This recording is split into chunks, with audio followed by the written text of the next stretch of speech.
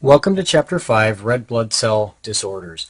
The vast majority of this chapter actually deals with anemias. We're going to subdivide the anemias and talk about them in groups. However, before we actually begin, it's important to gain a general understanding of anemia. Anemia is defined as a reduction in circulating red blood cell mass. This is the technical definition of anemia. And we're well aware of the fact that red blood cells carry the vast majority of oxygen within the blood. In particular, the hemoglobin within the red blood cell carries the vast majority of oxygen within the blood. And therefore, if patients have a reduction in red blood cell mass, they're going to present with signs and symptoms of hypoxia. Some of those signs would include weakness, fatigue, and dyspnea, dyspnea being shortness of breath, pale conjunctiva and skin, and this is a relatively good clinical test. Pale conjunctiva is a good sign that there is an anemia. Now, the patient may present with headache and lightheadedness due to hypoxia to the central nervous system, in particular the brain. And the patient may even exhibit signs and symptoms of angina. Angina is chest pain, and because there's low oxygen in the blood, there would be low oxygen delivery to the heart. And if the patient has some pre-existing situation that has already decreased the blood flow to the heart, for example, coronary artery disease, then a further decrease in oxygen in the little bit of blood that's actually going to the heart could actually result in signs and symptoms of angina. These are the classic signs and symptoms of hypoxia. Now, once we have a patient with signs and symptoms of hypoxia, then the next discussion becomes how we can prove that they actually have an anemia. And remember that the technical definition of an anemia is a decrease in red blood cell mass. Unfortunately, it's very difficult to measure the red blood cell mass. Obviously, we can't take a patient and bleed them and then measure how much their red blood cells weigh. So it's very difficult to measure. There are ways to do it, but it would be very expensive and very difficult. So instead of measuring red blood cell mass, we use some surrogate markers. And these surrogate markers help us to determine or make an effort to determine exactly what the patient's red blood cell mass might be. The three key laboratory studies that are used are hemoglobin, hematocrit, and the red blood cell count.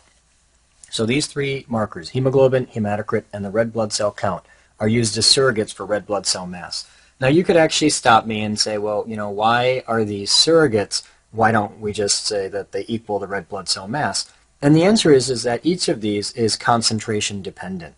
And so they could, in some circumstances, not be a good estimate of red blood cell mass. For example, a woman may have normal red blood cell mass when she's pregnant. However, because her blood volume increases so much, her hemoglobin and hematocrit actually go down.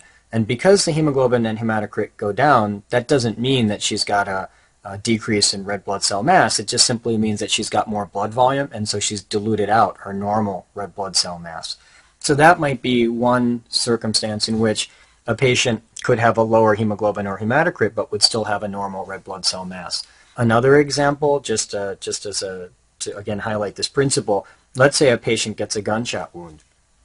If they get a gunshot wound, they're obviously going to bleed out both red blood cells and fluid. And so immediately after the gunshot wound, when there's blood loss, the patient's hemoglobin and hematocrit would be normal. What's going to show you that there was actually blood loss is that when you give the patient fluid, or when the patient eventually gets fluid back into their system, that's going to dilute down the remaining red blood cells, and then that will result in a decrease in the hemoglobin and hematocrit. And so again, another reason why these are just surrogates. But for our discussions and for the purposes of what we want to consider, I think that the hemoglobin and hematocrit and the red blood cell count are relatively useful for determining red blood cell mass. The technical definition of anemia is a hemoglobin less than 3.5 grams in males and a hemoglobin less than 12.5 grams in females. We accept a lower hemoglobin in females because females normally lose a little bit of blood during their menstrual cycle, and therefore their hemoglobin may be slightly lower in the normal female.